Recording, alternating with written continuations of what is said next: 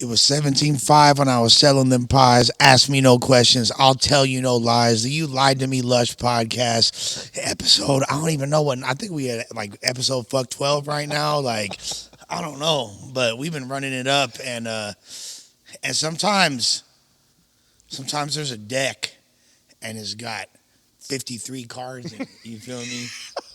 Because there's the wild card. You For feel real, me? bro. That dark side of Uno type. Ooh, the Uno, the what? What? Come on, you already know how that just happened on camera. He's a barsmith. He's a barsmith. One of the original 626 Titans. You feel me? My guy. Wild card. What's happening with you, What's gang? up, baby? Thank you for having me, and you know what I'm saying? Absolutely. Making it happen, man. Yeah, yeah. So we're about to say. I think you're a little bit younger than me, but I don't know. I mean, I guess I'm 43. I'm 42, so I'm Yeah, right yeah, under you. Yeah, yeah. Okay. Yeah, yeah. But we like grew up in the same era of like Los Angeles hip hop and all that. What was it? So you're from the six? Are you? Is it Pasadena? Yeah, so South Pasadena is like where I went to school until I was like 18. Grandpa Okay. had a house in Alhambra, right on the El Sereno Alhambra border. I love that it was right like there. my zone right there, you know. Yeah. And then of course we ran around Pasadena and shit. But my mom's house was in South Pasadena. You know what I'm saying? Okay. Yeah, yeah.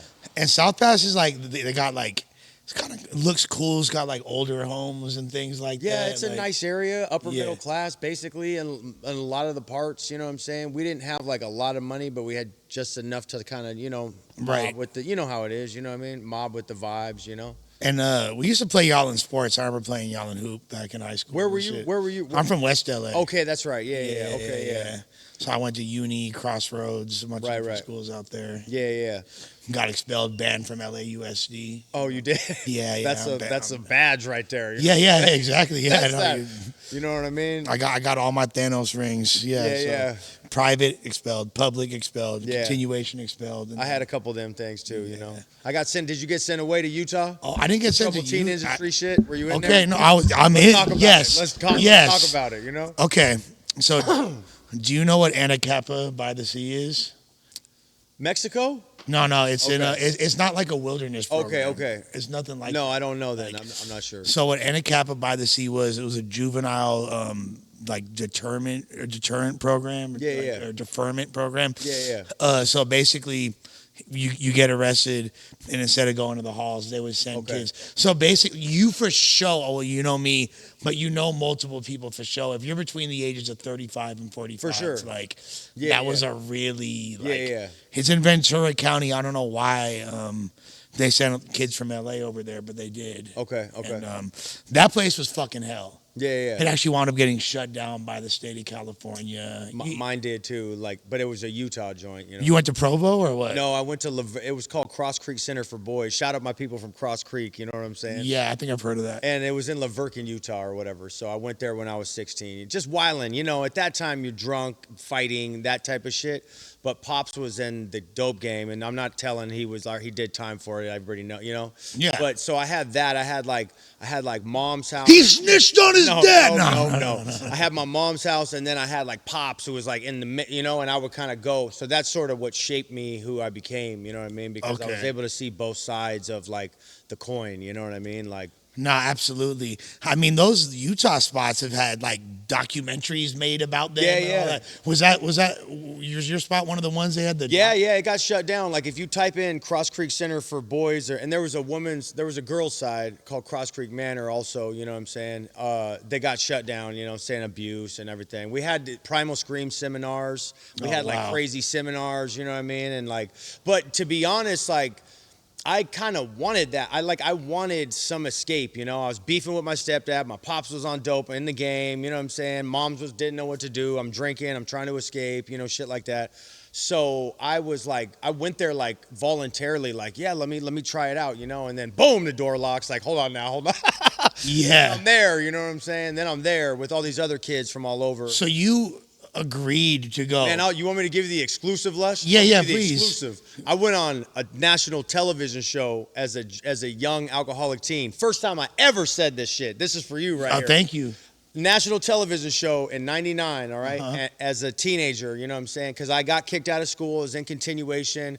I'm at home in the 90s, you got all these talk shows talking about, is your son on drugs or Jenny Jones, all that shit, right? Yeah. And I called, right, just on some play shit, you know, boom, I got through. And this I think of as like my higher power almost, the first time that out of all the thousands of people that called, they answered my call. I'm like, yo, teenager, alcoholic, you know, they flew me and my mom to New York. This is a true story. You know, I believe you. And I'm going to do a song and a video on this whole shit because it's like something where I've had like this cult following for so long. I want to just put it out there. It was a part of my life, you know, and they sent me to the shit.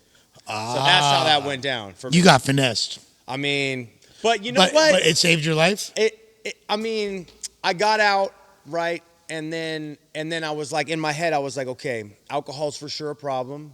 So I'm not gonna drink, but I'm gonna smoke weed and do the occasional hallucinogen. And like the thing, like people like me kind of get fucked up. Like if you're one of, I saw you on the interview say you're one of them ones. Oh, I love that saying right there. Yeah. Because I'm one of them ones. If I do anything, I'm going, you know? Yeah. And so I got out, and then I'm boom. Then I'm cracked for terrorist threats. Now I'm in East Lake. You know what I mean? You know what I'm saying? Just over a weekend, but like boom, I'm in CD unit. You know, I'm right there with everybody. You know what I mean? Yeah. And then I'm like, boom, now you're on house arrest, you know what I'm saying? And then I started going to like the program, like to meetings because I wanted to get out the house because I had an anklet on. So it lined me up in a lot of ways, you know what I'm saying? Because I was. What was the show? You want to say what the show is? I mean, I almost want to, keep it from you, but I want to make it a surprise when I drop the video in the shit. I got you. Because it was one of them ones, big famous yeah, ones, yeah. you know? All right, so I want to just keep them on the hook if you don't mind. No, I don't mind. I'll tell you off cam. No. Can I name 5 shows and you tell me if it's one of those 5? Do it, baby. All right. Go. So, and don't like react when I say it. You feel me? Because that'll blow your own spot. Mask. Yeah. Mask on. All right. Geraldo Rivera, Jenny Jones, Ricky Lake, Jerry Springer, Maury Povich. Damn, man. I can't. You're gonna have to add like 5 more because it wasn't in there. See, but you fucked it. You hit me with the opie dope because you narrowed it down now. So, yeah. No, I didn't even mean to do that, but now I see. But there's still like another one. There's some. Yeah. I didn't fucking say Dr. Phil. I didn't say there was. It wasn't Dr. It was. That's pre Dr. Phil. Yeah, we're in the '90s. You know. Yeah. 99 is like when I got in there. Now I'm thinking it's fucking like Montel Williams. Like it's like Montel was fire though. Montel was fire. Tupac stunt double. No, I'm saying.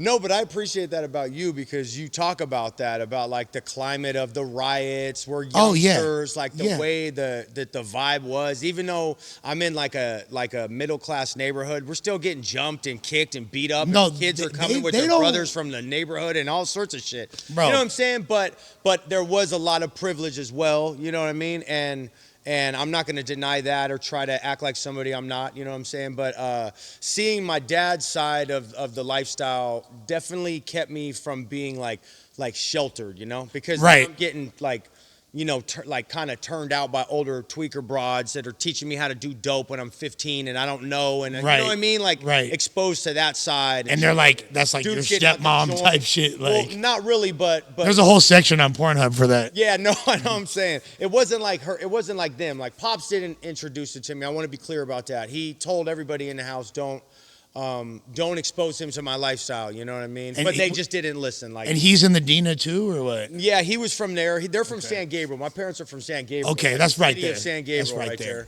Yeah. And then, and my mom's from Ohio originally. But anyway, yeah, Pops was, you know. But I thank God for that also because I grew up with all that rage. Like, damn, my dad chose dope over me and all that shit. But really, he was like a great friend. I love you, Pops. You know, he turned his life around and shit like that. But coming up though, you know, that added to me being a fucking rapper and being one of the coldest and having bars and being like, actually, I do have something to say. Like, I'm not just some suburban white kid. Like, I've seen some shit already, you know what I mean? And then I do dope and then I'm having psychosis and psychological torture and I'm going to insane asylums and shit and mental hospitals and shit because I'm tripping, bro, you know? No, and that's why one of the main reasons I was like, beyond, like I told you beforehand, me wanting to spin the block on all like the underground dope spitters that need more attention. I appreciate it. Have history. Beyond that, you're in my same genre of human, of just, sure. you know, being like a turned up white boy from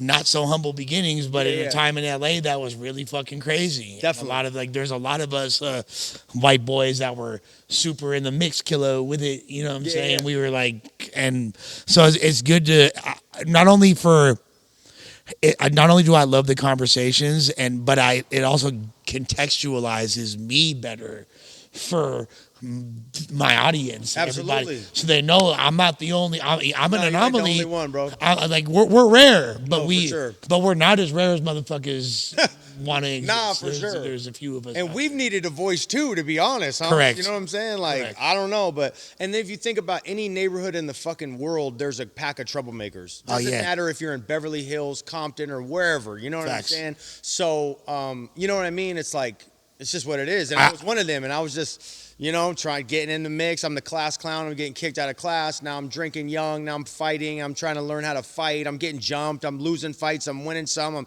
You know what I mean? Like, and I'm just coming up, and cops know me by name because they keep pulling me in the little pack of wolves that I'm with over, because we're all trying to escape at a young age because of problems at home, or we just got that thing called alcoholism and drug addiction that just starts peaking right around that time period. You know what I'm saying? So, like I say, to flip the Kendrick album, Mad Kid, Good City. I'm saying. You feel me? Yeah, Like, no, for real. Hey, that's flames. You feel me? That's flames. Mad right Kid, there. Good City. You know, No, that's flames. but also like you know, Pasadena and a lot of the SUVs similar to West LA in the aspect of like, you could grow up on a good street in a good home, you know what I mean? And 2 blocks away is the projects. No, for sure, you know, and absolutely. It's all right there. And or you end up, like, I had family in other parts, you know what I mean? And I would go over there, end up kicking it with them, and then I'd end up in the car with some, you know, and then I'm somewhere else and we're out there, you know what I'm saying? And I don't know, but that's what shout out to SGV, raised me, you know. I lived there for 22 years, and then I went up to Spokane, Washington, you know what I'm saying? Yeah. And so shout out Spokane too. But shout out to Spokane. Those are the 2 cities that held me down my whole life, right there, boom. You know what I'm saying? No, 1,000. You know, I got a lot of good people up there, and I fuck with Washington heavy. But but no, like you're you know, you're SGV LA to the core. You feel me? And with that being said, like, growing up like out there, what was your earliest memories of like, okay, like there's gangs out here. Like I might like there's Mexican gangs, you feel me? There's the Pasadena Denver lanes. There's a lot. There's Altadena Block Crips. There's what was your earliest memory of like the gangs? I mean, right there in South Pass, they weren't banging like that, you know? But of course you hear the, and I just want to be careful what I say, because I don't, you know how it is. I don't want to say the wrong thing or nothing like that and shit. I'm a grown ass man now, and I'm, you know, but in that time period, you know, it's like, okay, let's say it like this, like, okay, I'm fucking with a chick, right? And I broke her heart. Boom, I'm about to get my brothers from, I don't want to say where or what, you know what I'm saying? Right. But shit like that's starting to happen, you know? Then it's like 95. I mean, bro, LA County in 95, like I'm getting my Dickies on, my Nike Cortezes. I got hair at the time. I'm slicking my hair back just because that's what we're doing. That's what the outlaws are looking like around here. And I don't want to be no square, and I've got enough problems at home, and fuck it. Like maybe that's like wolf's clothing too. Like, you know what I mean? Because it's like, maybe this fool can get it or something, you know what I mean? Right. But that sent me into like the drinking and finding like the alcohol was like at 12 years old, you know what I mean? 30 years ago. Right. Where I'm like, oh shit, like I'm not tripping, I'm not anxious, I'm not scared, I'm not, you know, if the dude wants it, fuck it, let's get it. Like if they bring all your brothers, bitch, you know what I'm saying? Like all of a sudden that can of man, like that liquid courage or whatever. But the biggest thing it taught me was I could escape right there from the stress at home, from me and my stepdad not liking me and us just beefing, and my dad coming, you said he's gonna come pick me up, and I'm just sitting on the porch waiting, and you know what I mean? Just the things that were already coming up by 12 years old when I took that drink, and then I got drunk for the first time, I was like, oh shit. So yeah, Damn. what's the first time you got loaded? Okay, it's a bottle of gin, and it's not Seagram's dry gin or nothing. It's literally a bottle with a white label that says gin on the motherfucker. You know what I'm It's like saying? you might as well say rubbing alcohol. Dog, it tasted like rotten celery. You know what I mean? Yeah, Like yeah, my yeah. young mind, but Juniper berries. no, for real. Me and my homie Andrew, shout out Andrew, you know, he was like 10, I was 12. We got the bottle, stole it from his stepdad. I guess I could make that amends still. His stepdad, Mike. Sorry, Mike. Sorry, Mike. We got the bottle out the cupboard, got a shot, and we was wild kids though. We were fighting, you know what I mean? Let me ask you this, because it's so funny you said gin, because when Snoop Dogg came out, Yeah. like I really wanted Tanqueray, because like all these rappers were talking about yeah. Tanqueray, which, you know, as an adult you realize is the most disgusting liquor in the world. No, like for there's real. like, I think that's just like one of those things that are just antiquated with society. That's like in 10 years there's not going to be candy corn anymore, because Yeah. like most of the fossils that created it are Yeah. and still enjoy it, like certain types of saltwater taffies are just Yeah, like Tanqueray was horrible, bro. yeah, gin in Right? general. Like it's such a, but of course Snoop Dogg said it was cool, so I needed it. Was Snoop Dogg an influence for No, you as no, well? it just was the bottle that was in That the was cover. just- But Snoop, that was of just course, there. was an influence. That was Yeah, no, but I I'm mean, saying Doggy Style specific- but yeah. yeah. No, right then, it was just the bottle that was in the cupboard, and it was one of them experimental, like, you know, let's fuck with this. We've been seeing it on TV or whatever it was, you know? Bro, I was like, here's an embarrassing story. I stole, I stole like, or not stole, but I took like my mom had like some mineral water in like a big green bottle, shit. and I poured it out and poured like 3 Heinekens in there so I could like Yeah. have a 40. Yeah. You feel me? Because I Yeah. wanted a 40.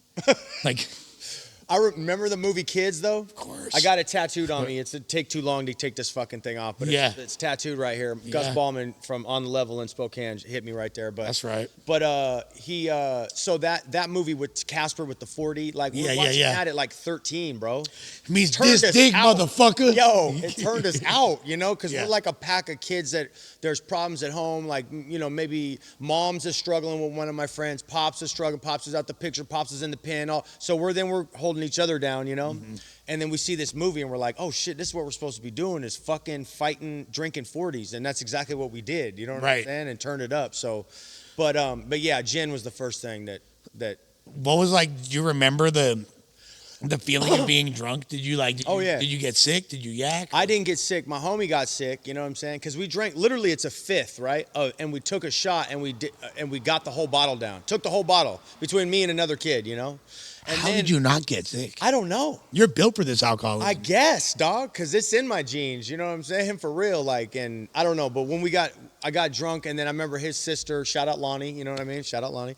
I was like hitting on her. I'm like just having a great old time. You're know? feeling yourself. Dog, feeling myself. But literally for the first time ever, though. Right. Feeling myself. Right. Not under like the fear of like rage in the house or like tension or the pressure cooker of, you know what I mean? Whatever, you know?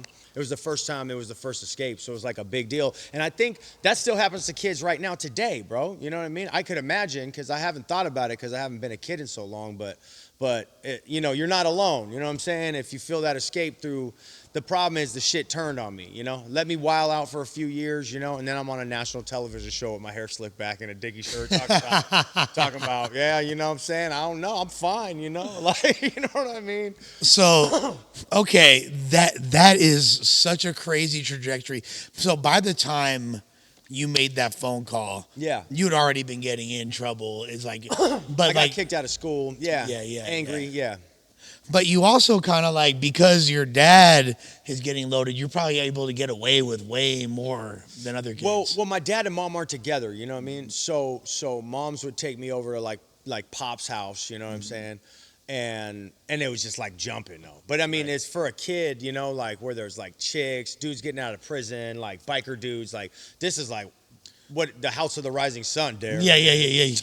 House, that's Right. pulling up, you know what I mean? Right. And so I could kind of let loose a little bit more there, you know what I mean? Obviously, but it's he also still chaotic. wasn't- He was like, yo, you don't want to go to prison. Like, you don't want this shit. Don't play around with this lifestyle. You know what I mean? And I've had that same conversation with people that like the dude in juvie who's the you know, a staff there, like a guard there, is telling me, kicking it real shit, like, don't play with this shit, don't play, you know what I mean, you'll end up like right here, you know. And you know, growing up in California, they hit you with, you want to go to Folsom, you want to go to Quincy, you want to, you know what I mean. Of course. So you hear that growing up, and the only reason I didn't go to those places is because I got sober young, bro. Well, yeah, and you know what's crazy is being when I was so when you're in Anacapa, the drug deferment program, they're literally like, you're under fear of, we're gonna either send you to, if you fuck up, you're going to juvie or you're going to placement home. Yeah. And the placement home was the shit that you went to. Yeah. So I was like, I was terrified. Yeah. To have to go to a spot like that,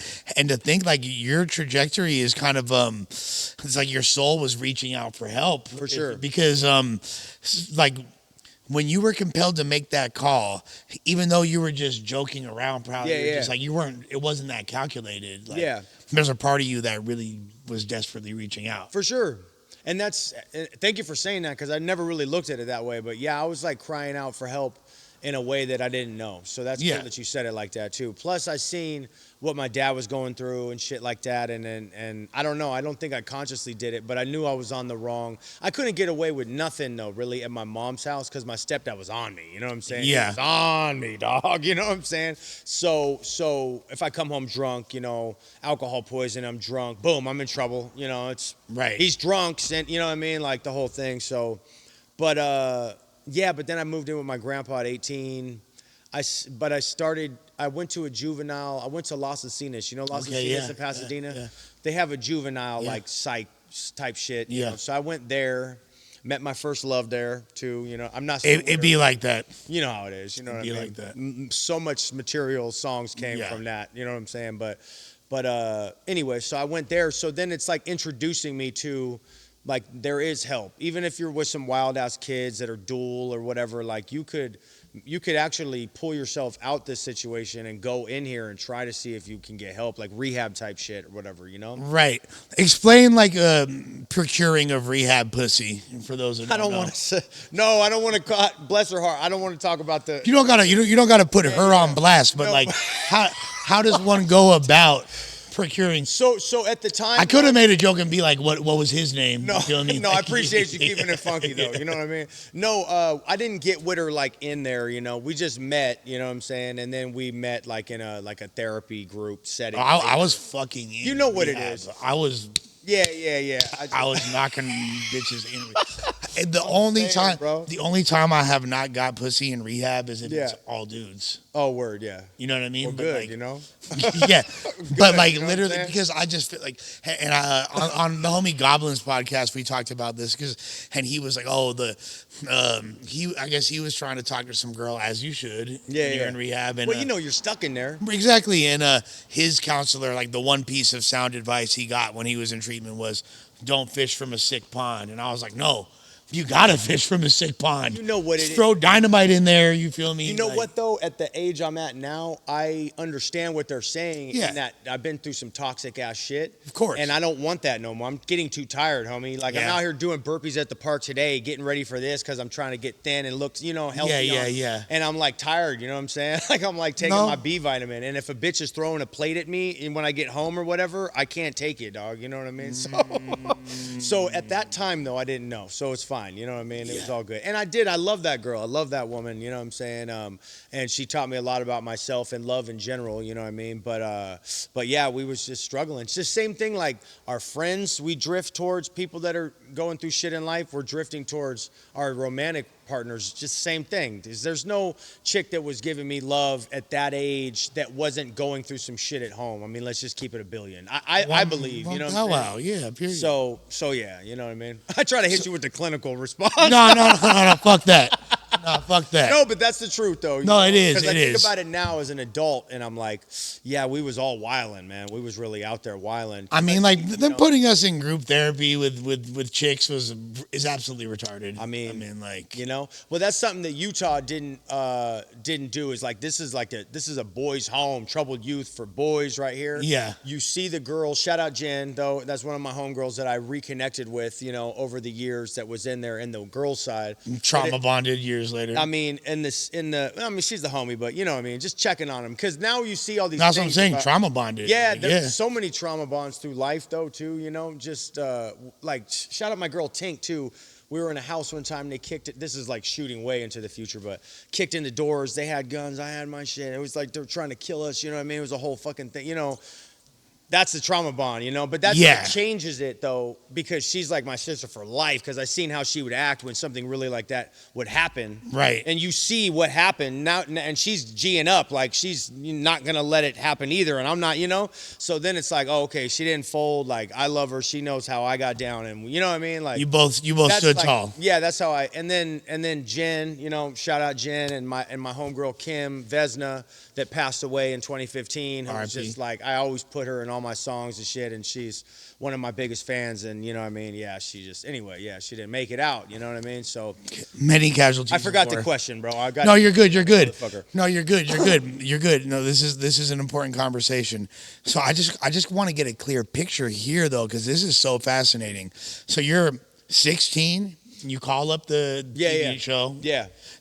And then you somehow get through to this major talk show. You're live on the air at that point? No. This is just like the little. When they go to commercials, yeah. Like, if you know a son or daughter, you know, call this number. And I just was like, fuck, I'm home. I'm in continuation school.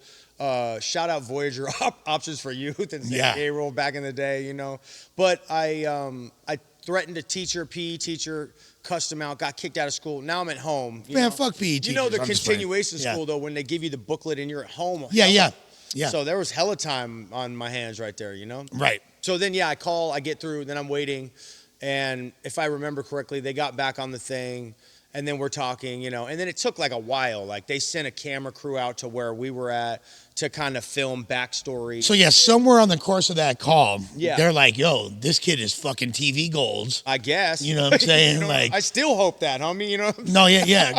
Clearly still are. Yeah. But they were like, all right, and then they shot a crew out. At what point do you tell like your parents, like, hey, like fucking? Well, Mom's was, I told her. Jerry Springer's about to come. The coolest thing about Mom's is that I love my sweet mom, bro. You know what I mean? Of course. One of the best relationships that I've ever had, you know what I'm saying, is like she was just down for me. So, and she knew I was struggling bad. And because at that time, you're putting your parents through so much. I mean, and my mom specifically, you know what I mean? Because, so I really, to be honest, don't remember how the conversation went down, but you know, because that's like such a niche, unique, outside the box conversation to have that most human beings will never. So Mom, I fucking called a talk show. Yeah. And so Mom, we going to New York. Yeah. So then at a certain point you talk to them, the crew comes. Are your parents like, is your mom and them like instantly cool with it? It seems like your stepdad was already concerned. So was he kind of I remember him saying one time, well, he wasn't in the picture. Okay. And my other people in the family weren't in the picture. It was just really just like. Your mom. Yeah. And me trying to get help. You know what I'm saying? And I remember they shot a camera crew out there to film just like me talking about, you know, that I'm struggling with alcohol, you know, that literally, that's it. Like I'm having alcohol problem, I'm going through a lot, like what's up, you know, and then we got the call to get flown out to New York. And now we're in New York City, you know, they gave us like an extra few days to like run around Manhattan and shit, like on the tour bus, you know, like the kids in Brooklyn are like throwing apples at the fucking tour bus, like, because we ain't never been in, you know what I mean? Yeah. LA County, you know what I'm saying? I ain't never been over there, and it was summertime. I remember it was like June, May? And you're seeing all like the graffiti, all that, like, yeah. New York. I got drunk with the guy who was unhoused, you know what I mean? Old black brother that was homeless, and we was drinking. I bought him I think we were drinking like Thunderbird out there. Nice. I don't know, something like that, you know? We were just drinking, you know, Word the night is bond, before. kid. And I'm just out there, you know what I mean, sitting with them, you know, and yeah, it was super surreal, you know what I mean? Were drugs a part of like, or is it, were you smoking weed? I'm pretty sure. Yeah, there was weed for sure. But you weren't like So I was dabbling. I was trying it. Like if I end up over where I was saying before and shit like that, you know, I had done it, you know. But at that time, it's like you get high one night and then you got to fucking go to school Monday or do whatever Monday or whatever, you know what I mean? You can't keep going, you know what I'm saying? So that's like Right. what my head was like, okay, I partied hard Saturday night, you know, I'm not going to do it again. And then I wouldn't for a while, you know?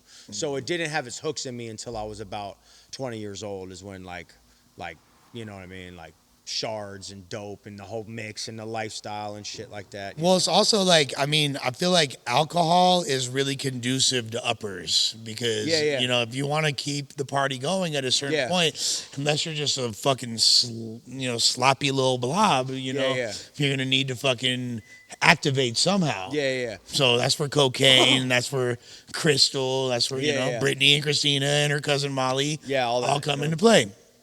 And her ex Stacy. But I sobered up at 18 though, so all that shit like house arrest and then going in and going to meetings because I wanted to get out the house or whatever, you know what I mean. Then I'm going to you know, like meetings and shit, and then I get like a year and a half, you know, and then I get to some step work and I don't go through the step work and I just for whatever reason I take a drink again and then boom, then I never made it past 4. okay, so Back then. Okay, you did now? No, yeah, Okay, no. good, okay. I mean, because that's where I was at too. I got Yeah, to no. 4, and I was like, nah. You know, Yeah, no, whatever. I got like I had 3.5 years. At one Yeah. point. Okay, yeah, So yeah. you know what I mean, like, and that my period of sobriety, like I took that shit very fucking seriously. Yeah. I was like a low key big book thumper. You know what I Yeah. mean? Like, damn, you're self righteous about it. Like, Yeah. I really willingly. It's funny, like what you described going through at a much younger age. I went through when I was 39 type. Okay, shit, you know okay. what I'm saying? So Like, you weren't drinking like it right then and oh no, I was. right? I Okay. was. Oh, you mean just like Yeah, I just never lining like up later or yeah. whatever. So basically, I started getting faded when I was 12. Okay, and, okay. You know, got arrested at 13. Went to juvie at 16. Okay, yeah. Between 16 and 19, I went to probably like 10 plus recovery centers. Okay, yeah. And then between like 19 and my late 30s, is damn near like 2 decades of uninterrupted use, essentially. Yeah. And then, but all those times I got clean. Before, I never got clean. You know what I mean? Yeah, It was yeah. literally, and I never had any intention of being sober. I was just trying to satisfy my parents or whatever bitch I was Yeah, you know with, how or it is. Yeah, the state of California. You Yeah. know what I mean? Like for legal The obligations. bitch, the state of California, whatever was, you know what I mean? Yeah. Swinging, yeah. That's it. You know what I mean? And I was just killing time until I could get faded next time. And like, so when I'm in the treatment center, I'm still, if someone fucking doesn't want their Adderall, save that shit for me. I'll crush it yeah. up. You know, I'm never Yeah. got sober, but that last time when I got sober, I actually did want to, and that's why like I really attacked the steps and I Yeah, gave yeah. a fuck. You know what I'm saying? Like that's the way to be. That's the only way Yeah. to be. You know what I'm saying? Yeah. But before, like I remember actually getting, and it was only because I was in such a hyper vigilant, strict program that I was in at the time when I was 18. This random spot I was at in Arizona, and they like forced the steps upon me. So of course and the first step to me was fucking easy. Like, I mean, I didn't really internalize the first step, you know what I mean? Like, I'm a fucking, no shit, I'm out of control, my life sucks, and I'm You're like, I get it. yeah, I'm powerless. my I life's mean, you know. unmanageable. You Yeah, feel yeah. me? Like, yeah, step 2, okay, I believe in God. You feel me? Turning my power, I didn't really know what the fuck that meant. You feel me? Yeah, like, yeah.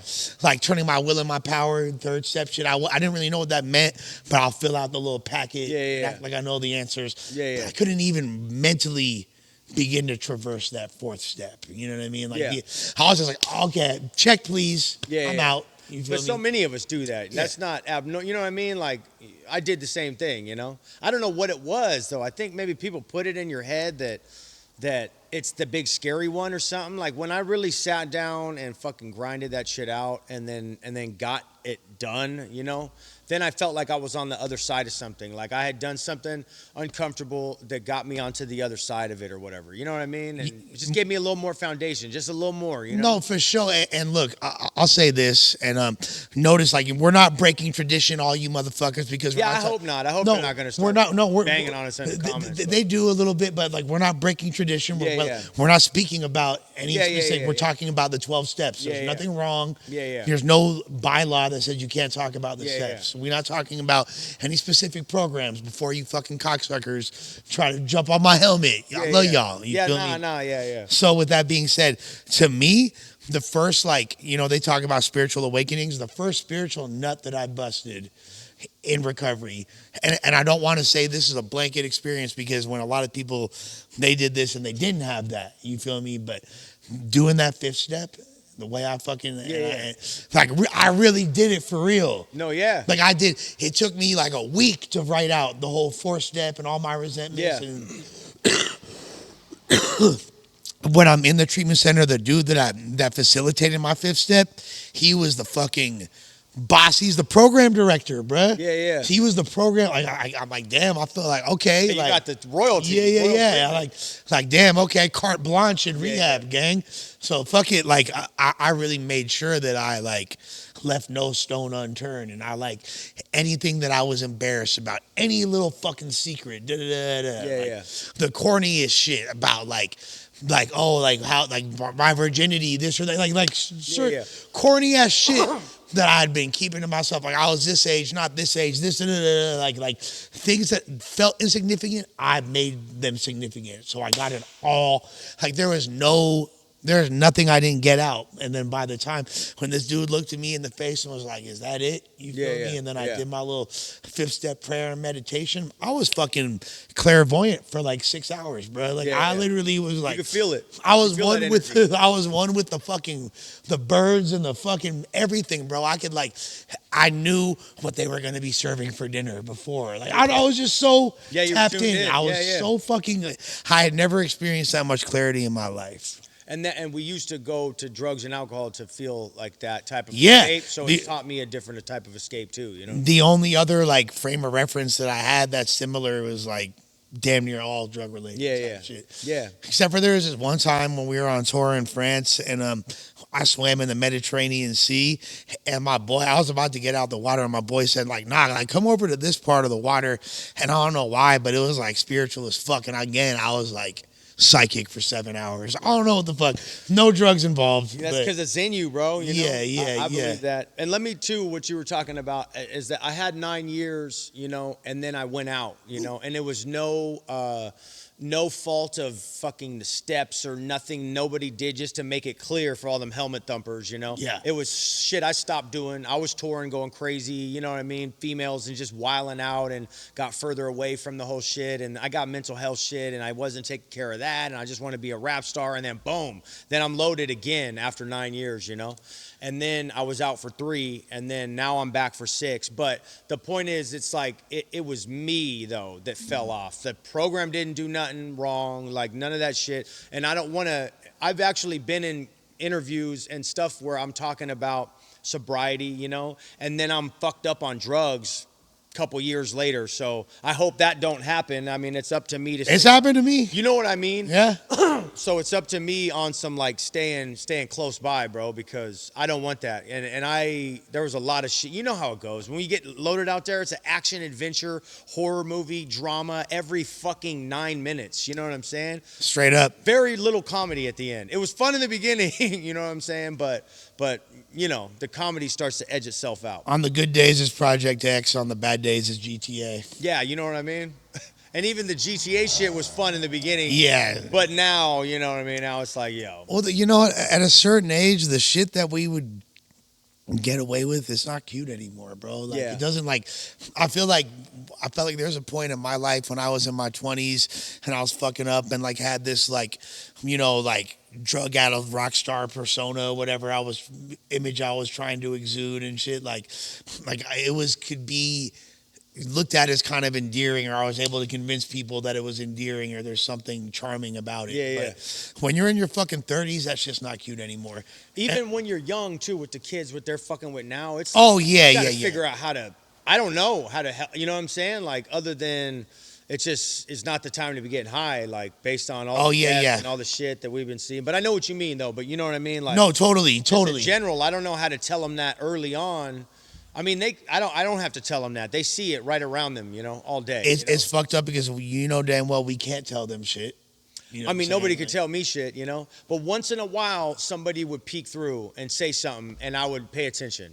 No, for sure. You know what I mean? For sure. Like the guard in juvie, even my dad would say something like, I would hear it, and then take it with my grandpa, rest his soul. You know what I'm saying? The one who taught me how to write creatively. Literally wouldn't have done none of this if it wasn't for my grandpa. Like spending time, getting me, you know, writing creative stories and songs, and that's all started early, you know. But yeah, like I don't know, man. And that's why, like me, I've always been like, whatever state I'm in, I'm gonna give you the raw version, good, bad, and ugly. Yeah. If I'm sober, you're gonna get that. If I'm in the spiritual malady, you're gonna get that. Yeah. And I'm just gonna be authentic. And it's honestly like, it's good, but it's also beyond like how it affects other people. It does a disservice because I've already put it out there that I'm a fucking liar. I'm a thief. You know what I'm saying? I'm pathological with this. Like, I'm pathological with it. You feel me? Like when I'm in my disease, I'm as big of a piece of shit, and I'll put my insecurities on blast. Like, oh, I just want, you know, like that need for approval or that need for, you know, I started looking at it differently. When I was on Soft White Underbelly, I was talking about Fire too, by the way. No, thank you. It's fire, you know. I love that show. Yeah, no, it was dope as fuck. Shouts to them. You feel me? Shouts to Mark. But I had this thing where I was talking about how I always am seeking validation, and I realized that that's not true. And one of my friends corrected me and framed it in a way that makes a lot more sense. Is like, you're not seeking validation. You're looking for fulfillment. You feel me? Like, you don't give a fuck. Like, you want to feel good. You know what I mean? Like, whether that comes from external devices or within your own soul, you just want to feel good. That's why whatever you're doing, like whether it's healthy pursuits like prayer and meditation or music or negative shit like doing drugs or womanizing, whatever, you feel me? Like, it's this need to just feel, not to use a program cliche, but the God-sized hole and just fulfillment. And that's like what I realize that I really need. It's not like I don't give a fuck about validation.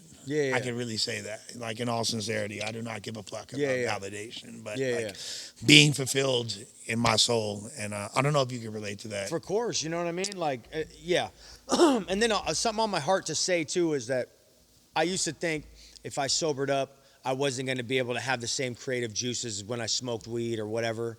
And that was a dead lie. You know what I'm saying? Like, I blossomed so much more after my mind got straight. You know what I'm saying? And I feel like that, for some reason, it's on my heart to say that. So I got to say that out loud. Because somebody's watching for this, sure. Like, I can't put the weed down. I can't put you don't have to. Like, I'm just one of them ones. I know, you know, when I smoke weed, I get thirsty. Then I'm drinking. Then I'm boom. Then I'm doing something else. Then I'm missing a shoe, walking around with a cleat, fucking running. You know what I'm saying? Like, I try to kill myself, bro. Like, you know, standing by a dumpster. Like, like this is what it is for me. Like, that's what happens. You're supposed to go inside the dumpster. I know, but I thought my shoes were cameras, bro. Oh, I thought the fair shoes enough. were cameras, homie, following me, right? Like, these fools were like, you know, and I took them off and I said, fuck this, I ain't doing this no more. And I took my belt off and I tried to kill myself, right? That's my rock bottom moment right there. I'll say it to everybody who's watching this, right?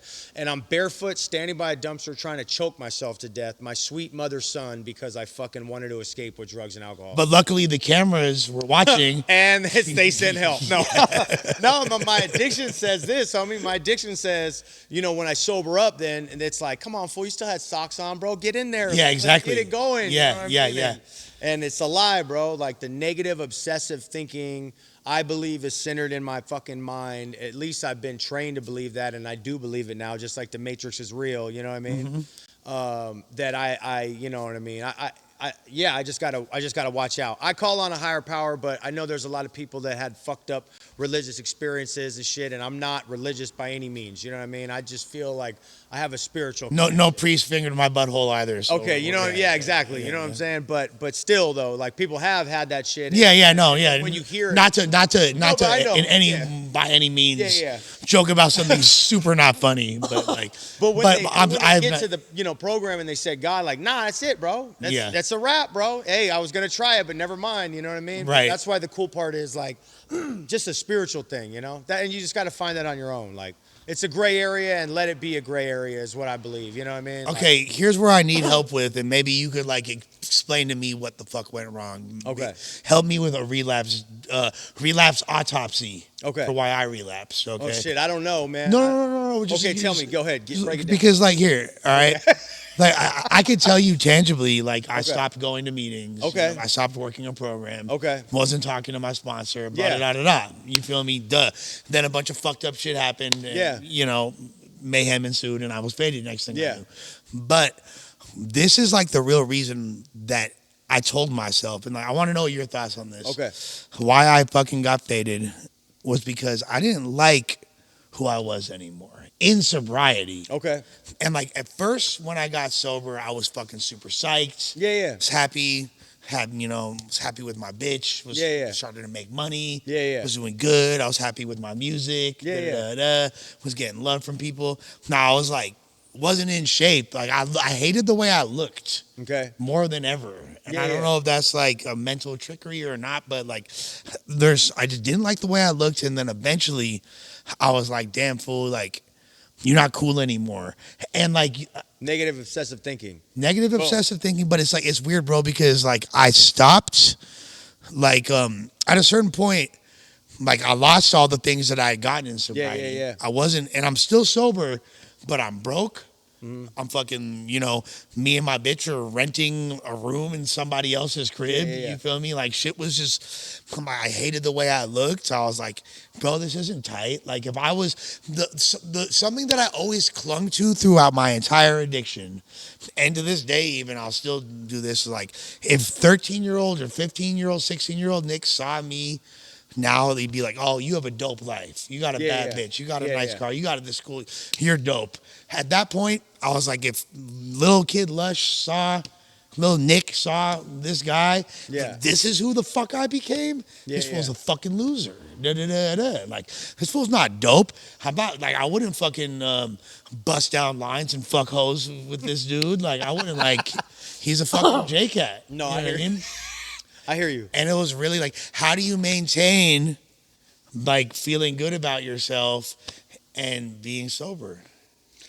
I know that's such a basic question. You just autopsed the whole shit on your own, though. Right? I mean, but like, I don't know. I don't want to feel like I'm like Dr. Phil or nothing. But thank you for just as a homie. Dr. Fill in me. the blank for a homie. Boom. Yeah. So I don't know. I can tell you what the fuck happened to me is like what I said. You laid it all out there though. That they're going to be in the comments like 1, 2, 3. You know what I mean? But if you drifted away, you know what I'm saying? Like, and I hate that shit because that's really cult like, bro. I hate it, but it's not wrong. I don't know how to turn it off. It's like, not wrong because it's there. My sponsor Ruben up in Spokane always said.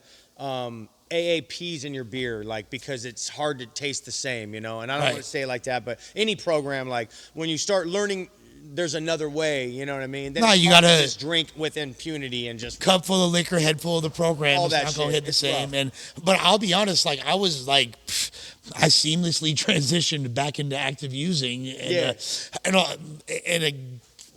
it was pretty whack at first, but then like I kind of started to feel more myself, like but a relief, right? Yeah. And it makes how important is the physical aspect of recovery as far as like being in shape, working out. Something that popped in too is because now we're at that age too, like where we just gotta be watching it. And I'm no fucking like stallion right now, but I'm putting in the work because you look good. You look thank healthy. you. But and you too, you do too though. But I'm saying despite when you were talking about that you weren't feeling how you were looking, exercise plays a big role for us, bro. We got mental health shit going on, bro. If our head's like barking at us and shit and calling us a loser and like I've been hit with brass knuckles and fucking kicked in the face. Nobody ever beat me up as bad as myself, dog. Right. I will sit there and nail my motherfucking shit down. You know what I mean? Like, and it's not supposed to be like that. So I'll reach out for help. I will reach out to people that are doing the same thing as me. Just like when you're on the street, you're reaching out to the people that are getting loaded or that are gonna, mob with you or whatever. Right. I'm reaching out to the people that are gonna back me up and tell me that I'm thinking a fucking ridiculous way right now.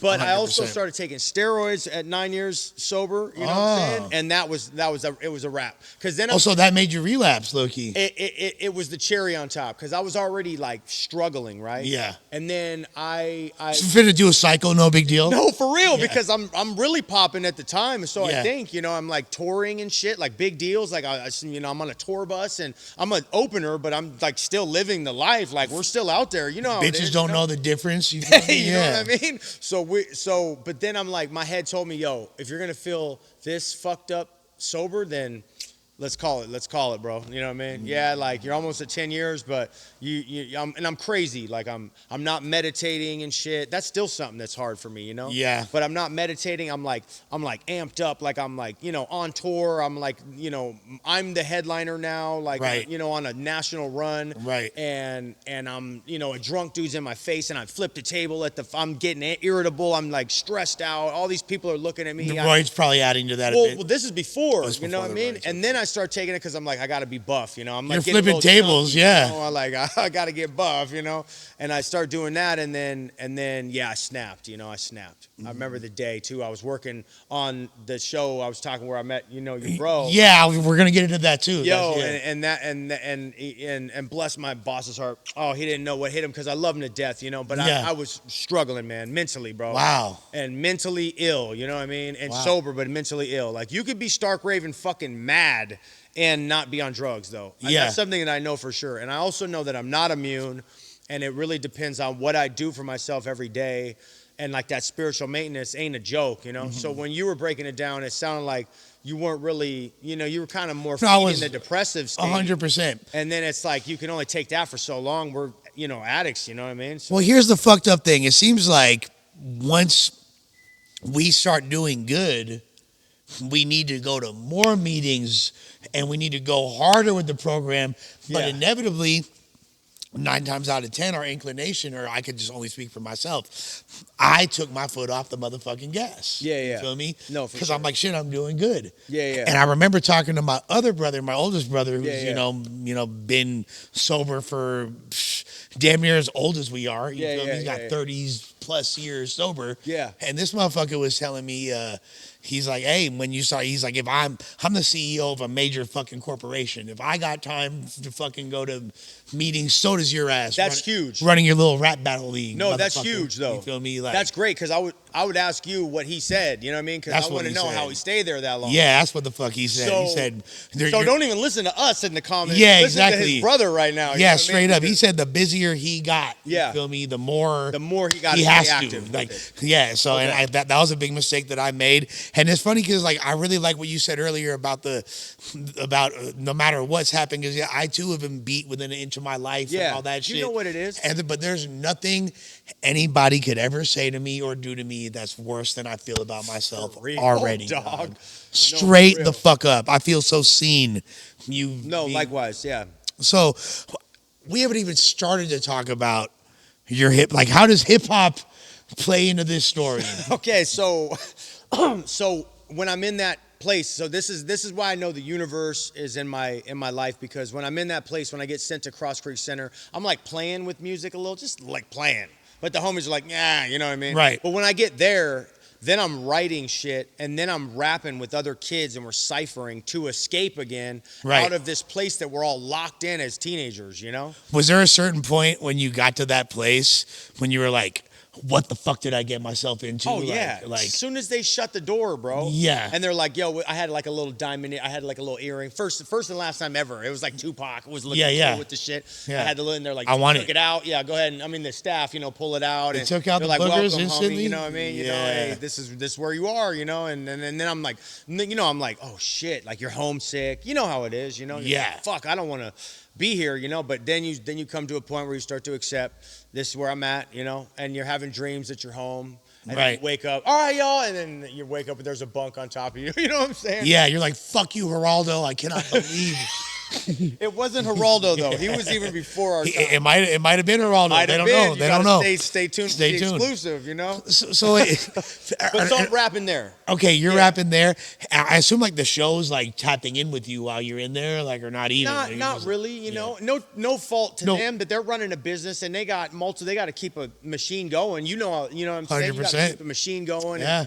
But they honored. They said, hey, we're gonna try to get you some help, and they sent me somewhere, bro. So they honored that. So I'm not even mad at them. I'm not even mad at the place because I am mad at them though. No, but I mean, for you. But then I learned how to write up in there, like, and really like apply. And then I'm rapping. And my homeboy Jim Magnuson, I've never been able to find him. Was my best. There's friend always the there. homie that you lose. The best friend. I got a few and of those. And he was the beatboxer though. He was the one who just dropped beats all day, and I would just rap, you know. And Jim we were just in tune, you know.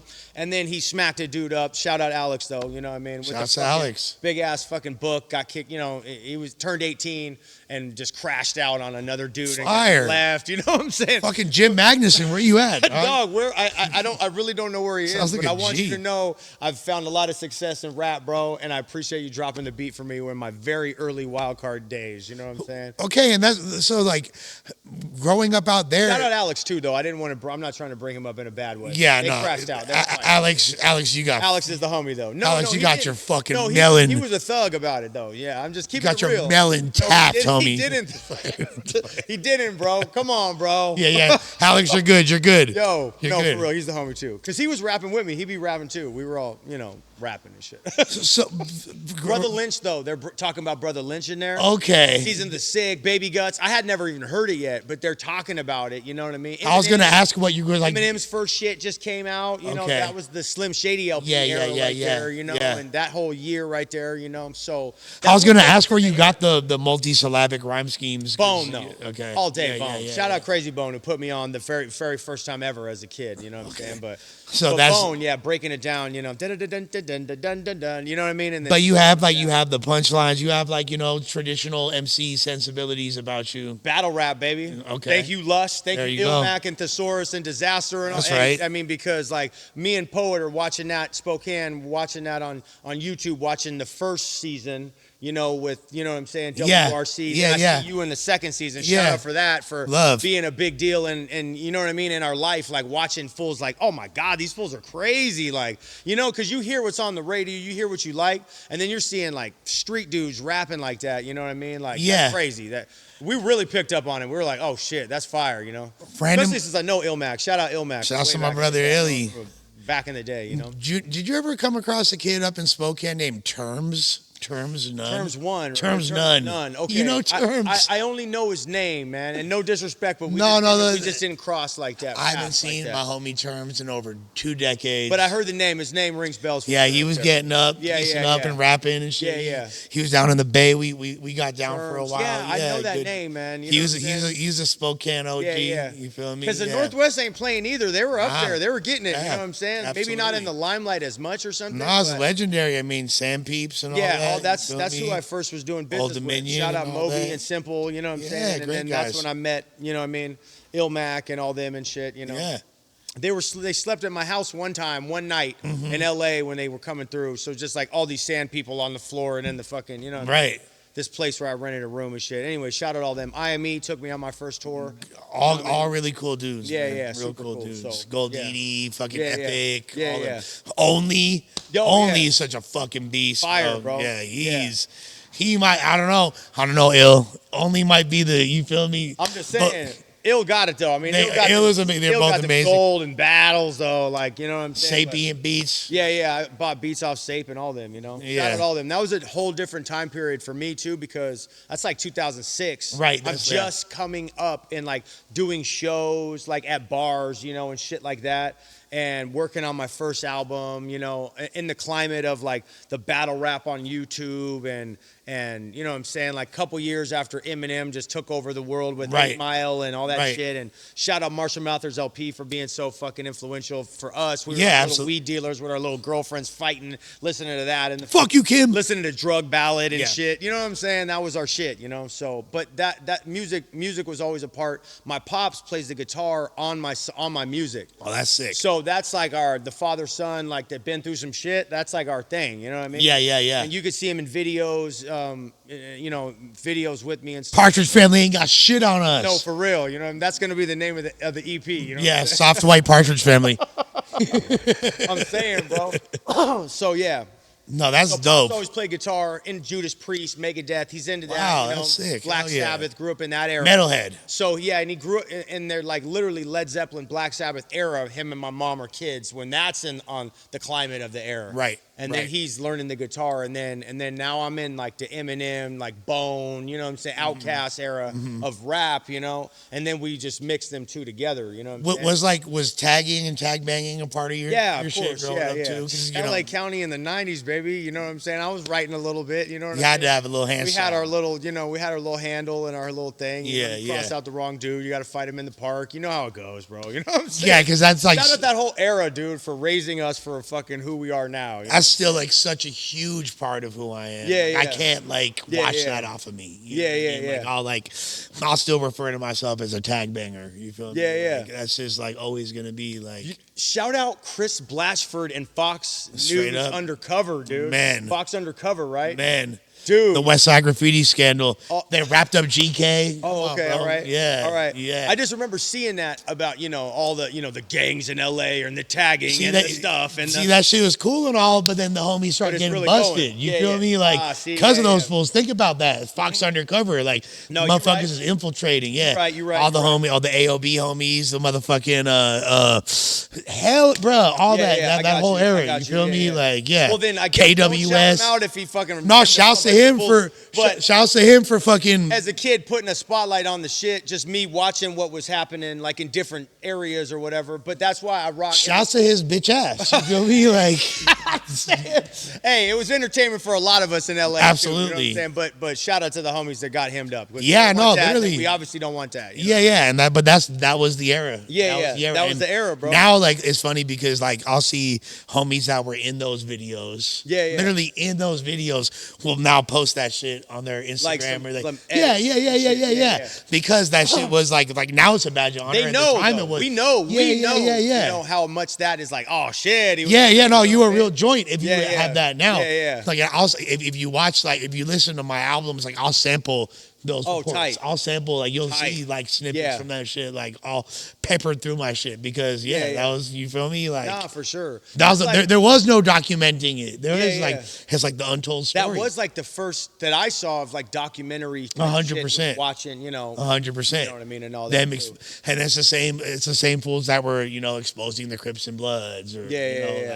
like the fact that there's, you know, active gangs in fucking Venice and Culver City. And Yeah. people think like, oh, these are these, you know, affluent some areas, beach area but or something. Yeah, Nah, but they're getting it. They're getting Motherfuckers it. are Yeah, getting yeah. chipped Yeah, on the yeah. daily. So Yeah, you yeah. know, so that's crazy that so your development came you're in treatment, you're starting to rhyme, realize you got some talent Yeah. that sticks with you, and even like through your like rough patches Yeah. for the next several years. And then, yeah, I want to say music saved my life. Really getting sober saved my life. But music has allowed such an outlet for me to like, I'm just like, I literally the other day I copped a beat. I'm sitting there and I'm on my phone, right? I'm just kicking it. I'm writing bars in my phone, just, you know what I mean? And I'm like, man, thank God that I still got that that I'm creative still, bro, that I could still escape, you know, without having to get wild with it like I used to, you know what I'm saying? Like I found music as like the alternative, you know? And then back in the day, I would like smoke weed or be drunk and I'd be rapping, I'm on video with all the homies, you know, they're all, and then I watch it back as like a sober man and I'm like, dog, what the fuck am I even saying, homie? It wasn't as tight as you Pure thought. gibberish, you know? Yeah. And they're all, you know, half, you know, cracked, so they're like, oh, and I'm like, and they're like, oh, he's getting it, fool, you know what I'm saying?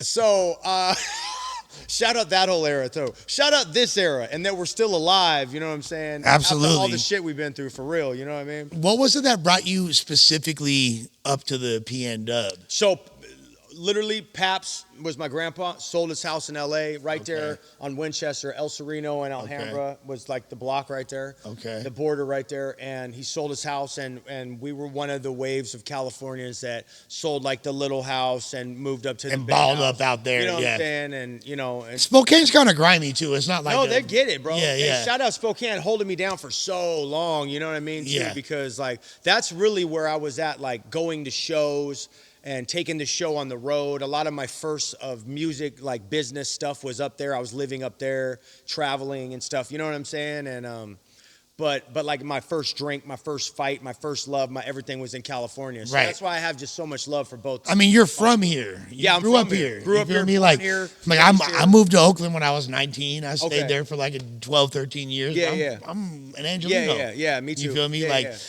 yeah. And I've always talked about it too. Like, in fact, you gotta. first album. You're not really from LA if you don't move somewhere for a few years. I'm saying, like that's like part of being from LA. Yeah, like, yeah. Well, plus too, like they're a different type of tough up there too because they get snow and shit. Oh, and yeah, fuck like that. You know what I mean? So, Yeah. so I've been up there 20 years off and on. Like I'll Right. leave for a couple years, come back, a couple years, whatever. But yeah, they're like, it's gonna be a tough winter, you know. I'm like, nah, man, let's roll up and go back to the sun, you know what I'm saying? And that seems like a difficult place to be sober. And there might be a big recovery community there, but it also I just like when I think of Washington, I just think of like drugs, hippies, fast women. Like I always think of like the dude in NA who's like the stereotype guy who's like, I was addicted to the fast drugs, the fast life, the fast money, and the fast women. Wow. Todd, I appreciate you. Yeah, Right, Todd, I'm all gonna right. kill you. Anyway, but weren't we all, Todd? Yeah. All right. I'm Todd. I'm Todd. That's okay. Yeah, I'm Todd. No, it's all good. But what was the question? No, is that like a weird place to get sober? It kind of seems like No, man. There's strong people there too, for sure. Every place that I've ever been, there's a crowd. Just like I was talking about, there's like troublemakers in like the neighborhoods we grew up in, even if they're nice or whatever. There's strong people that are sober in all these Yeah, exactly. And like, you know what? That makes sense because when I was at the height of my like peak sober lush, you feel me? Really feeling like I could go anywhere. I'd be around drugs. I'd be kicking it with the homies. They're fucking busting down bags, snorting lines, and I was totally cool. Was not tempted in the slightest. You know what I mean? And I knew when to fucking leave. I think that was a big important thing. Like your gut tells you too. Well, once and my rule was always this: like once the focus of the night is about whatever's on the table, and not the people around it, that's time for me to check out. No, because like y'all are just like, there's no point of me even being here. I'm just taking up space at this point. I'm gonna, you know what I mean? Like, and that was like my way. But really, you know, as they say, addiction brings us to sordid places with sordid people, right? And you know, like my standards eventually deviated to the point where like it didn't matter, and I just wanted to get fucked up. It wasn't the result of who I was around. It was a result of, but yeah, of course, straying away from like the fundamentals of my recovery. But also, I genuinely wanted that shit. Yeah. But when I see you and when I chop it up with you, I'm like, man, like. Sobriety could be cool because a lot of times I don't feel like it can, you know what I mean? So, but it looks good on you. I wouldn't have been in this like situation with you. I wouldn't have had the show that I just had, all these shows. Like I couldn't do none of that shit. You know what I'm saying? Like, cause I just, you know, but it is cool. It is cool for me, and I'd feel like a good like adult man. And I hope that I can stay like this because I know how it is to feel like strong and then to be out there again. And everybody's looking at you like, oh shit, the wolf's back, you know what I mean? Yeah, exactly. And like my loved ones, you know what I mean? Like that's the shit that hit the hardest for me too. But yeah, you know what I mean? I don't know, man. It is cool, you know what I'm saying? Like, and especially now when back in the day it's like, oh no, they're doing heroin, like that's the, you know, now it's whatever they're doing is just pure death, you know what I'm saying? And like I just fear for like everybody that I love and care for and all the kids out there, you know what I'm saying? And just let me know how the fuck I can help because I don't know how to help. I ain't balling with money or I'd open up some shit or do something, but all I know is like being spiritual and being in some shit and being around clean and sober friends is cool. You know what I'm saying? Yeah, absolutely. And the women are fast, you know, clean They're and fast, sober too. They are. I don't, no disrespect to nobody, you know what I mean? I'm just saying like some people think like, ah, man, it's over, bro. I might have to work at Office Depot, bro, and just put the pocket protector in. No pussy getting motherfuckers on me. You know what I mean? Nah, you know what I mean? Hey, you know, like. No, the pocket protector is going to protect a different pocket, homie. Yeah. Just putting the pocket protector on and shit. Yeah, exactly. It's the 2025 condom. Just the gold Sharpie falling out and you're writing with it. You know what I'm saying? Tag the inside of her walls.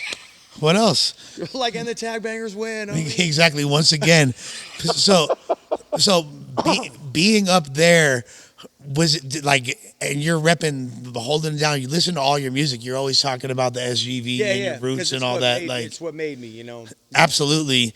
Like, what do you feel like was your first break as far as like in the local scene up there getting cracking? Because I thought of you as like a Northwest rapper for a long time. Well, I still, I mean, I'm like dual citizenship, bro. Yeah, like, yeah, I yeah. get busy in both places. That's what it is. I always come back to LA and check in with all my people and shit like that, and family down here and stuff, and then the same up there. You know what I mean? Yeah. So, but I lived up there longer lately. You know Right. And I did a lot of things up there. You know what I'm saying? So, Well, that's like where your rap shit got set off. Basically. That is though, yeah. So I'm still like carrying like where I'm from, you know, and wanting to bring that out to everybody, like that I'm from Cali, I'm from LA County, this San Gabriel Valley shit, you know what I'm saying? Right. And I wanted to put it on, like let people know, because they ain't never known that area. And now it's super cool, and all the rappers are from there. Shout out yeah. Lefty and Rowdy Rack, you know what I'm saying? Yeah. And everybody putting it down. I'm so proud as like a grown ass man when I see like that all over the place, the SGV and these kids that are prospering. I'm like, that shit's crazy to me. And to I be love fair, that shit, you know? guys always had sugar free. I'm saying, yo. People you know don't realize one of the fucking goats is from Pomona. Absolutely. And trivia, Pops was locked up with him, like Amazing. One of the prisons back, and he was like, you know, a guy named Sugar Free's in here. You know, I'm like, what? Sugar Free's in there? So tight. Like a long time ago, you know. And he's fucking making beats on the table and rapping. Like that's like literally. That's what we were doing in Cross Creek and shit. That's so tight. Yeah. That's shouts to the ism. You feel me? No, Come for on, real. Trill pimping. Yeah. Now, what was you like? So what would you describe as like your first break getting recognized by the local scene? Was it like fucking Backswars coming through, fucking Mad Child and them? Or? I went on tour with Mad Child and them, but my like very first thing. The very first thing was Crazy Bone saw me I saw him in the Burbank airport flying, because I was always flying back and forth to Spokane to LA.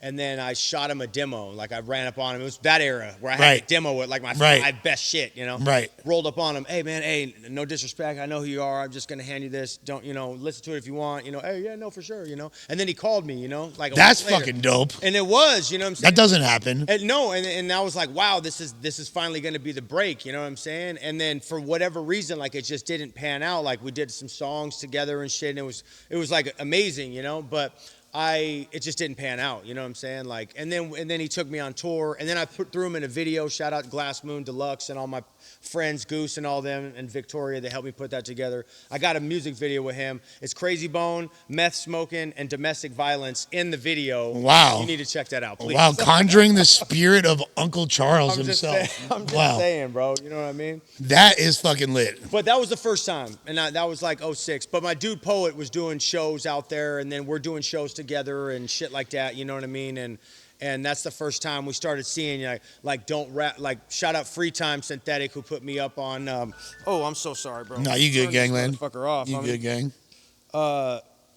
Shout out Free Time Synthetic, because he put me on to me and Poet, knowing that you're not supposed to play your own shit. Instrumental in the OG didn't tell us that, you know what I mean? Like, because we didn't know. We're like, oh, this is easy. We'll just throw the song on and rap over it. And the real MCs though know when they're they're not crowd, fucking with like, that. nah, bro, nah. You're gonna have to pull that off, practice harder or whatever. But we need to hear that raw shit. You know what I'm saying? That's why I was really impressed. You know, right before you, I interviewed that 14-year-old kid, Jada Mack. Yeah. And this fool performs without a backing track. That's great. Yeah. He's really on some MC okay, shit. Good. Now he's talking about like straight gangster drill type shit. He's like would fit in perfectly on like a Lefty record, or you know what I'm saying, X4 record and things like that. But he's really rapping, and ain't no fucking ad-libs or nothing. I was like, okay. No, that's it. Okay, that's Plus dope. us, we know that like that's a hat off to him too. Yeah, salute. Moment, you know that's some MC shit. Yeah, And to see the youth doing that, pushing that line, I'm like, okay, gives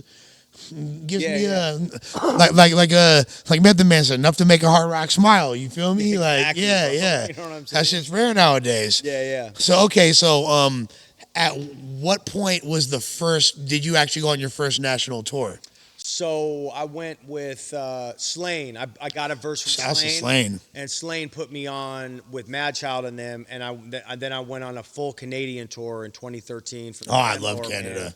So Vancouver to like fucking all the way through Montreal. Is there sluttier girls than Vancouver? Dude, I can't say. Love, stop putting me in this position. No. Vancouver, BC.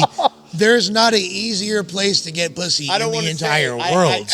This is one of them times where I got to plead the fifth. You know what I'm saying? Montreal's up there too. I mean, but we know about their lineage of French prostitutes, so it's like that's like in their blood. Yo, track 11, French prostitute. You know what I'm saying? Wildcard featuring Lush Uno. You know. Yeah, I'm with it. I'm with it. Canada was fun. No, like it's so crazy. Like, you know, and I feel like everybody's Riz hits different in different places, but for some reason, like anywhere like adjacent to the West Coast, or that jocks our culture, the women are on young Uno something heavy, and Vancouver I feel like is the epicenter. Shout out motherfucking Nanaimo. You been up there? Where's that? Victoria. I've been to Victoria. I've been to Victoria, BC. It's like the island. Yeah. Okay. Yeah, I've been to Victoria. I've been to Banff. I've been to all those little places. The zones right yeah. But we went through the whole country, and it was fire. Like, and especially Mad Child and his crew and his people that see him, and that's my lane right there. Like I've been on shows where I'm opening up for somebody that's not really my lane, and you could feel the crowd. Yeah. Oh, he's dope, but I'm not gonna go listen to it. Like, right. But then there's my lane, you know, the Tech Nines and the Mad Childs, the Ritzes and shit, like the Hobsons, like that's my shit. Like I can open up for them, you know what I mean? And the crowd is rocking right with me. You know right. That's important. It is important. Or else that's a big waste of a tour. No, that's what I mean. Like, and Slane put me on. Shout out Slane for doing that. That was like the big first, like I'm living on a tour bus for 6 weeks, you know what I mean? And learning tour life and tour etiquette and how to be right. And was Slane already like a movie star at this point? Yeah, he was already. Yeah. He already done The Town. Yeah. Softly, and that was like right after, like a couple years after, 2 or 3 years. Okay. After, Yeah. But yeah, that's my guy, man. He's the first person that linked me, and then Mad Child accepted the link and let me come on the shit. And shout out Brothers Grimm and Adlib. That was all of us living on a bus for 6 weeks, you know. Kelowna, BC. That's one of the biggest horrors. Kelowna. Oh my God, their draws drop so quick. Yo, you know what I'm saying? It's like they have like a checkered flag on their draws. Like, I'm trying to go back to Canada, so you No, know. they'll love you even more. I know. I'm just saying. Canada was beautiful fire. women. That was the first time I ever. They looked so good. That was like rock star shit, you know? Yeah, exactly. And if you're pulling 6s down here, you're pulling 8s up there. I mean, they were just so happy. It's a party every night, and I was sober for that too. Yeah, I was sober, you know. So when the party's like going on, like I'm on a tour bus now, you know. Right. So it's like it's not the same, but the tour bus is parked for the night, you know, at the show. And you realize you can't shit on the tour bus. You can't shit on the tour bus. Yeah. You know what I mean? You need a lot of fiber. Yeah. You got to stay. You know what I mean? I learned that next stop. You know what I mean? But. The Vans Warped Tour taught me that. Oh, okay, word. Yeah. You cannot shit on the tour bus. Yeah. It's very frowned upon. No, well, yeah, because then you're just living with the shit. You know? Well, they actually give you like the shit. No, straight up. Yeah. And the caterers they put extra fiber in the food so like you don't have to shit until it's like a whole thing. Oh wow, it's like science. Yeah, it's a science. Damn, that's fire. It's a science. Okay. So after the tour, was that before or after you signed your deal? So I didn't sign a deal, right? Which one are we talking about? The indie one. So I didn't sign with Crazy Bone. He got me with some songs and we did some business like that, but I didn't sign on, you know? Okay. But I was like kind of part of like the squad a little bit or whatever. But it was like Mo Thugs, ENT or whatever. Yeah, no, it was The Life. Shout out The Life. Okay. And it was Thug Line back in the day, and then it turned into The Life. Shout out all them, you know, Mondo, who always, you know, held me down with all them too, you know. I fuck with Busy real tough. That's my homie. Yeah. We all did Texas. Crazy Bone brought me on Texas, the Texas Takeover Tour. Okay. 2014. So then I'm with All of Bone, except Lay wasn't on that one. But you know, and then I'm on another bus. I used to go on that website, Texas Takeover, and look up different kinds of word. Yeah. That was fire too. Texas was fire, bro. Like Love people Texas. loved us, like, you know what I'm saying? And I'm just an opener on that too, just learning my way, just finding my way, you know what I mean? And staying clean and sober on a tour, you know what I mean? But I feel like the Juggalos will fuck with you. I did 3 different gatherings, you know what I mean? mean? 2013, 2014, and then this last one last August. You know? I need to go. I need to be on one of them. We got Lush Let's Uno make that happen. The fucking gathering, bro. Yeah. You've never been? I have never been. Oh my God. I am Juggalo adjacent. I consider myself an honorary 17%er. They rock with me too. Whoop whoop. You just feel like, me? Family. Just like my family. that's my lane too. They I fuck with fucks me too. with the Juggalos Me too. shamelessly. Me too. In fact, you cannot go to a Lush One show without seeing 2 or 3 Juggalos. Same. Like they're Same. gonna be there. Like, Same. There's no way.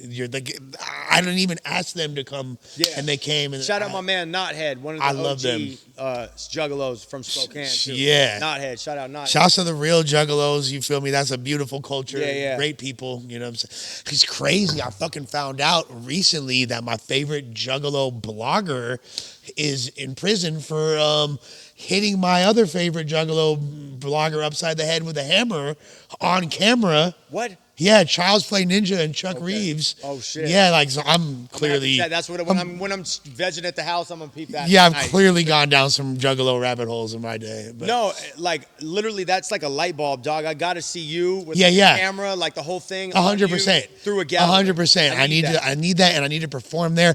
And in honor of our brother Cadillac, you feel me? Because Caddy Ron was big. He was also loved by the Juggalos as well. So you feel me? Like I remember we were on.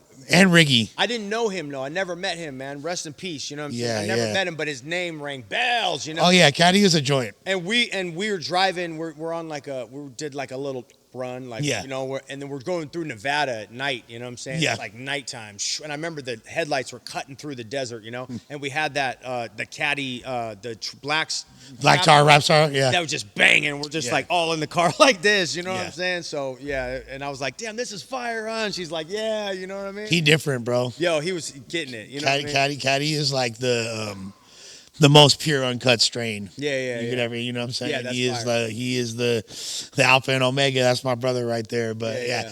And the good news about Cadillac and how prolific he was is there's still a lot of music that has not come out yet. Wow, still what's up with that, bro? There's still a lot. It's okay, whenever I'll the time is I'll right. be tuned in whenever the time is, you know, like I think I had a great deal of entitlement when he had first passed, and you know his brother is a really good friend of mine too. Okay, yeah. Case and shouts to him. He's got like 1 million years sober as well. Wow, that's awesome. You know, like see what I mean? 15, yeah. You've dropped like a few names like through this that have said like they've got a lot of time and they're prospering. That's huge to hear. No, I think you're wrong. By the way, he got more than 15, gang. I think he had 18. Okay, because I remember he got 16 when my brother Chris got 32, and that was when I was I think he got he got damn near 20 years, I want to say, like he up there he up there, but I think I was really entitled, and I probably have already made amends, but I'll make another amends. I think I owe Chris another amends. It's funny because both my brother and his brother are Chris, and they both have the same sobriety date, or one off from each other, which is insane. But I think I was really entitled and was like, we need to put out fucking Caddy's music, and you need to and I was kind of like aggressive and pressuring him, and like not realizing he's like, bro, this is his actual fucking brother. You know what I'm saying? He's my brother too, but he's like, grew up, came out the same vagina type shit. You feel me? Like, and I think that I was just really, you know, my grieving process was like skewed, and I was imposing a lot of. We did actually record a song and release it after he passed. You feel me? Like, it was cool rapping with the Ghost homie one time. You feel me? But like, I think that I needed to let him come to terms with it, and like there's no rush to get the music out because he ain't coming back to life, you feel me? Unfortunately, he lives on through our memories, through his music, and through his children. But so like when that shit's supposed to come out, it will, and maybe now is a good time to start having those conversations and spinning the block, and populating those records that need features with the right people that are supposed to be rapping with him that he would have wanted, and what I'm saying, and and getting his brilliance. He has entire albums of fire that that he was recording shortly before. Like his most recent material never saw the light of day. And, and it's not just on Chris. There's other people, you feel me, who will be getting phone calls. You know what I'm saying? And we're gonna make sure that the brilliance is for the world, the experience, and God willing. You know what I mean? That's, I mean, and rest in peace too. And that's something that I think come to terms with my own like mortality and the things that I've been through, and that if I, like get loaded or whatever, like right now I'm like, and I struggle with bipolar, so like there's like constant things of, I don't mean to segue, No, you're good, brother. but You're good. there's like things where I want to put out as much music as possible. Self-titled, the big homie, Self and Shouts to my big Self, homies, yeah.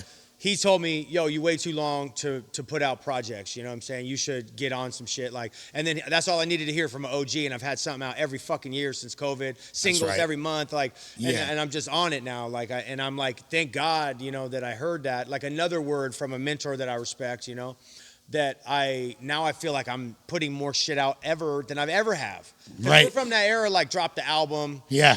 Go tour, just hang out, have a juice box, and then drop another album. Right. These kids are dropping singles every 45 minutes. 100%. And I'm with it, and I'm not done, and I'm not over, and I'm not retiring, motherfucker. I'm ready to rap right now. You know what I mean? We're getting it, so. And even back then, there was a school of thought, like all like the living legends and shit.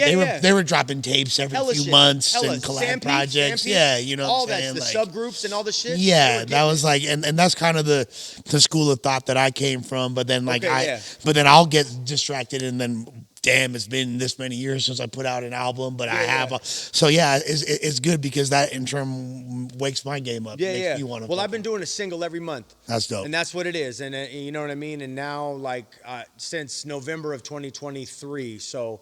Boom. And then the Zodiac project with C Lance, that turned into a whole album, you know what I mean? So anyway, but I just feel, like when I do go, I want my collection to be really strong, Right. And even if I don't, go, I still want my collection to be strong. Right. And the biggest thing that's ever hit my heart is no matter what or how dope or how cold my lyrics are or the funny shit or the sexual shit is when the kids hit me up and they say, yo, I got sober because I heard this song or you helped me through this depression or my loss or whatever. And that's what, at the end of the day, if a hater comes and tries to comment some shit or something, that trumps all the shit. And I know that you've got it. You're the same as me. Like the type of fans we have, we might not have the most fans, but the fools that fuck with us, baby. Yeah, they are dedicated. Thank you guys for making me feel seen too. You know what I'm saying? Exactly. And they and the type of messages that you get, that I get, are different than the messages that most rappers get. Absolutely. And that's how I know that it was all like part of a bigger plan, I feel like, for me in my life. For the show, to go on the show, to go to the place, to really get my pen right, And I'm really just seeing it as we're talking, because I've noticed it here and there, but I'm like, yo, that's like big old pattern, you know what I'm saying? Yeah. Like, and that was like meant to push me into, you know what I'm saying, doing this music shit, Right.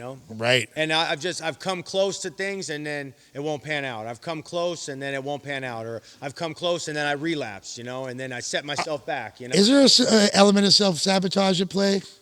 Maybe there was with the relapse, you know what I'm saying? Because it was popping. Like I was touring, I was really buzzing. I was, people were listening to me and they were like, and then I did I just melted down, bro. Like, because I was just doing so much and not taking care of myself, not meditating or anything, you know what I mean? I'm taking fucking Red Bulls to the face and rolling off with females and fucking just living a party life, but I'm sober, And I'm sorry. And I just collapsed on that shit, And then I realized now I'm getting loaded. I'm running into fans in like dope deals and shit. They're like, "Oh no, full no," and I'm like, "Yeah, no, it's all right, yeah." Yeah, don't trip. I'm fine. I'll be back, bro. I'm fine. I promise. You know how that is.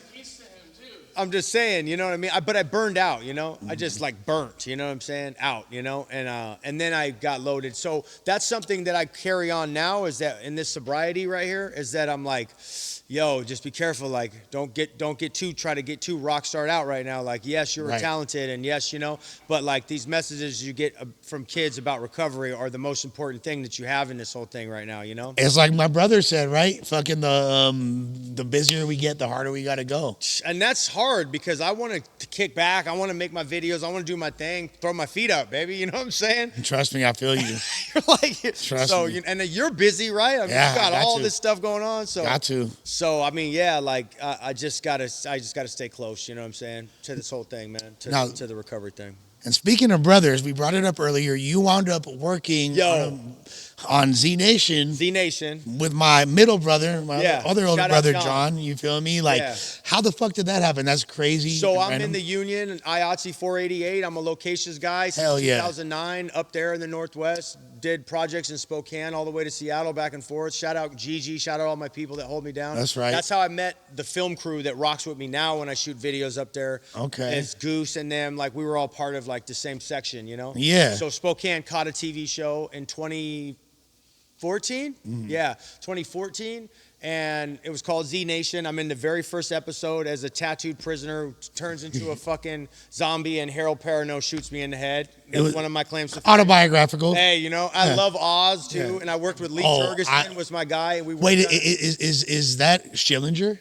No, Lee Turgeson is Beecher. Oh, Beecher. Dog, Beecher's my homie. Shout out Beecher's Lee Turgeson, the homie? bro. He came to a show in Staten Island when I was rapping. He rolled up on his bike, and it was Beecher with me at the fucking show, dog. Oh, because my God. we were in a movie called Desert Cathedral together. He's the lead, you know what I'm saying? And I was part of the crew, and I was Beecher, you were crying over Keller. But You got a bitch, and you still want to fuck your celly? Lee. You got a fine-ass bitch, bro, Lee.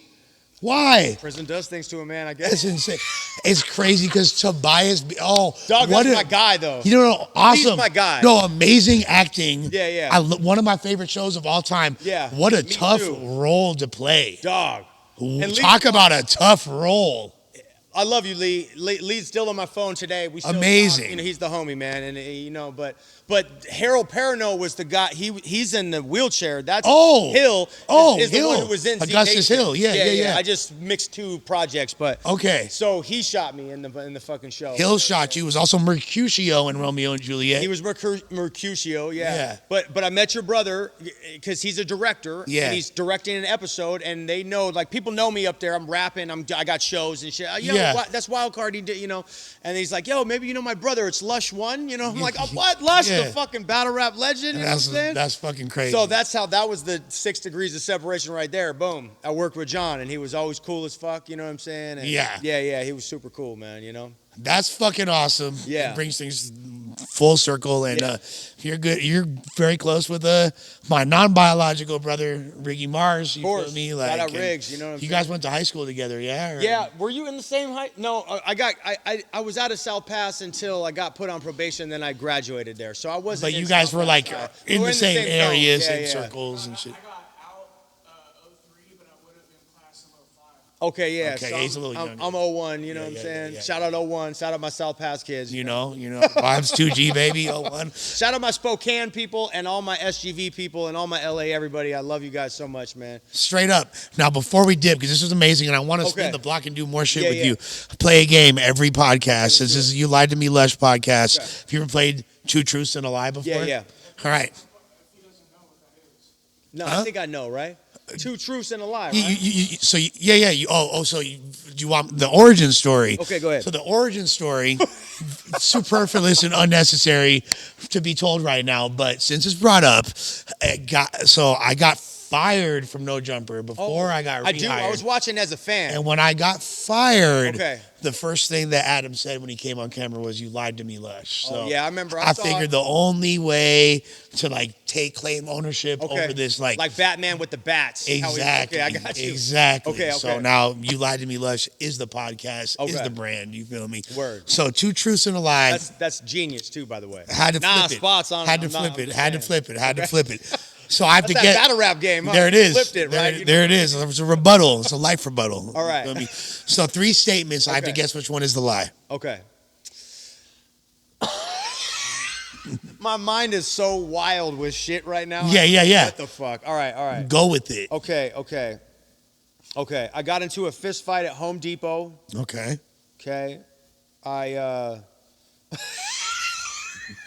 Sorry, Lush. No, you're good. My mind is crazy. You're good. I love this. Right now, I love this. Okay. I got into a fight at Home Depot. Probably with a Mexican. Okay. Damn, bro. Shit. Jeez. Yo, sorry. Shout out all my people. You know what I'm saying?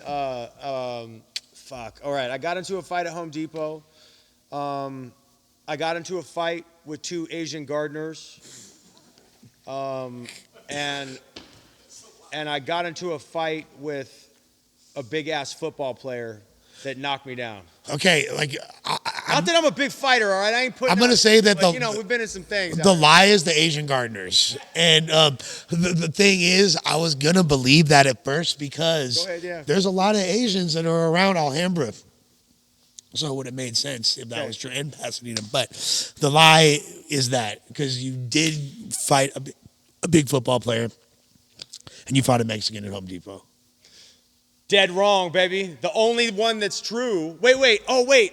I fucked it up. I only gave you one truth. Okay. That's what I did. So you're kind of in the game still, but the only truth is that I fought 2 gardeners that were Asian. Really? No, that's the opposite. Alhambra. Okay, so I was... Yeah. Back in the day, I asked, they're grown-ass men. I'm like, yeah. I'm walking with my little homies, with slick back hair, my little chain, I'm by, and they're drinking Mickey's Big Mouth. If they see this, don't kill me, all right? I apologize right now. I'll tell you, I'm sorry, But they were drinking Mickey's Big Mouth. I'm like, yo, let me get one of them, And they were like, how old are you? And I'm like, I'm 21. I was clearly 16. Yeah. Way over 16. Yeah. And they were like, nah. And I was like, well, fuck you then. And they rushed me full with the trowel. The trowel? Yeah. Like laying a fucking, and they rushed me with the thing. We're getting busy, I fall back and my head hits the curb. Boom! I remember I see a black stripe, you know what I mean? Yeah. Dude gets on me, hits me one time, hit like a bitch. No offense, but he did. I'm not just saying that because I'm on some podcast. He was my not. friends got involved, and then I'm running. I'm like crazy, That was the only truth. So now I fucked up the whole game because I only told you. It's all good.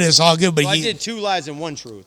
But bro, they clearly weren't from Cobra Kai or Miyagi-Do. Clearly.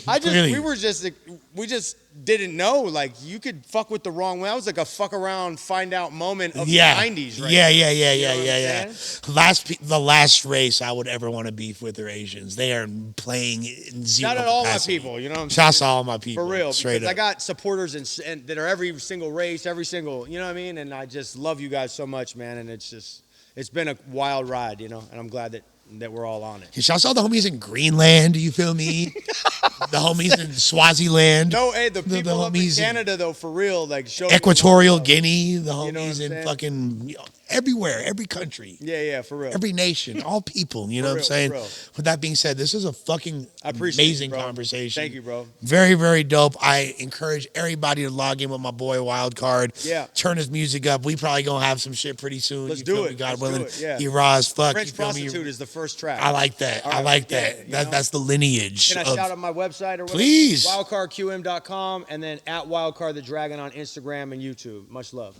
You know the vibe. More kicks than Cobra Kai. Busting shots every time we rolling by, and we about this biatch. Out this biatch.